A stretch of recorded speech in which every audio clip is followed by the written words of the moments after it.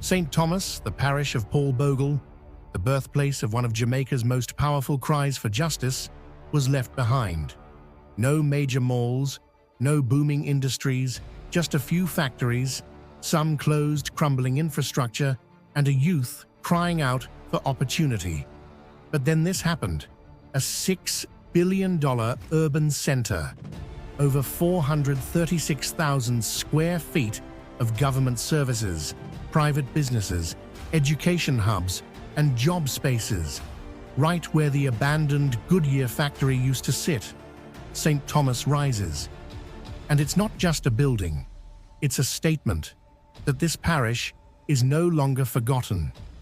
I immediately got this vibe that we were literally witnessing wealth creation. It was this feeling that significant value was being unlocked in St. Thomas. The road access and this center would have an exponential positive effect on St. Thomas and its stakeholders. It will unlock value in real estate, in entrepreneurialism, and spin-off infrastructural development. This is a tangible demonstration of unlocking value and wealth for all. Before this transformation, St. Thomas was struggling. The poverty rate had more than doubled. Unemployment was hovering around 30%. Some reports even hinted that half the parish lived in poverty, and with nearly half its population under 30, the future looked like a locked door. The sugar factories were gone. Goodyear was gone. The Surge Island Dairy shuttered. The Jamaica Sugar Estate in Duckenfield closed. Dreams were leaking out of the parish like water through cracked concrete. This wasn't just economic failure. It was personal. It was emotional. Young people packed up for Kingston. Many families scraped to send children to school. Elders watched the land grow weeds where jobs once grew paychecks. But something changed, something bold. The government made a move that shocked the country. It wasn't just another promise, it was a bulldozer, then blueprints, then steel, then jobs, and now a first-of-its-kind urban center that brings everything under one roof. Passport services, a modern courthouse, fast food chains, banks, fitness centers, supermarkets, a campus for a university, a training center for the Heart Trust, a tax office, even Devon House ice cream. And more than anything else, hope. This isn't Kingston. This is St. Thomas, and the dream is real. So why does this matter? Because for the first time, people don't need to travel far for help. For documents, for jobs, for dignity. A mother can get her passport, drop her child at daycare, grab groceries, and head to work, all in one place. That's what development looks like when it's designed for people, not just for profit. Over 3,000 permanent jobs are expected to be created. During construction alone, over 200 jobs went to locals.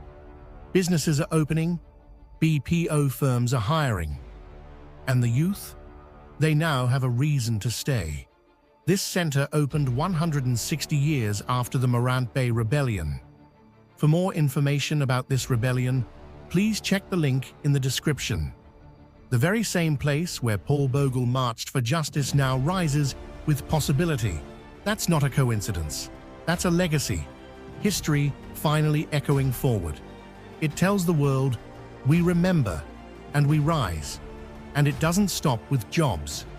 St. Thomas is now a national example. This urban center is a blueprint for other parishes, from Falmouth in Trelawney to Port Antonio in Portland. It's attracting investors. It's triggering a housing boom. New developments in Albion Heights, Roselle, and Hector's River are on the way.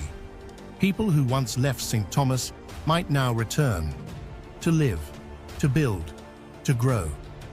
And with the Southern Coastal Highway almost complete, the commute from Kingston to Morant Bay is smoother than ever. You can live in St. Thomas and work anywhere without the hassle of spending hours in traffic. That's freedom. The heart of it all? Local businesses. A micro-business park is being built right beside the urban center, offering affordable space to farmers, barbers, dressmakers, and dreamers. The forgotten are now being remembered. Let's talk about education. For decades, St. Thomas had schools, but not opportunity.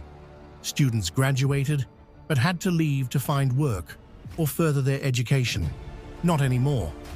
The Heart Trust will now train young people in hospitality, technology, construction, and customer service, the very jobs created inside the urban center. UCC is opening a campus this year with courses in business, IT, logistics, and healthcare. Now, learning meets livelihood, and that changes lives. This is development with vision. And now, let me give you 4 bonus facts that will leave you even more inspired. Bonus fact 1. Phase 2 of the Morant Bay Urban Center will include a full medical complex with over 25 specialist clinics and an urgent care center. From pediatrics to neurology, this will end the days of traveling far for basic health care. Bonus fact 2. The Morant Bay Urban Center isn't just about commerce. It will also include a museum called Paul Bogle Hall, a heritage park, and even an amphitheater. That means culture and community will be at the heart of the center. Bonus fact 3. The site's energy systems are designed for 60% energy savings using solar and wind. It's a green, smart, and sustainable model for the future.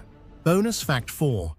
A 13.5-acre entertainment and sports facility is planned nearby, making Morant Bay not just a place to work, but to live, laugh, and relax. So when they say St. Thomas, you say rising, growing, thriving. This isn't just a development, it's a new story for a parish that waited too long. They called it forgotten. Then this happened. St. Thomas rises. If this gave you hope, if you felt proud, subscribe. Join us on this journey as we highlight more powerful stories of transformation across Jamaica. Let the world know the rise of St. Thomas is just the beginning.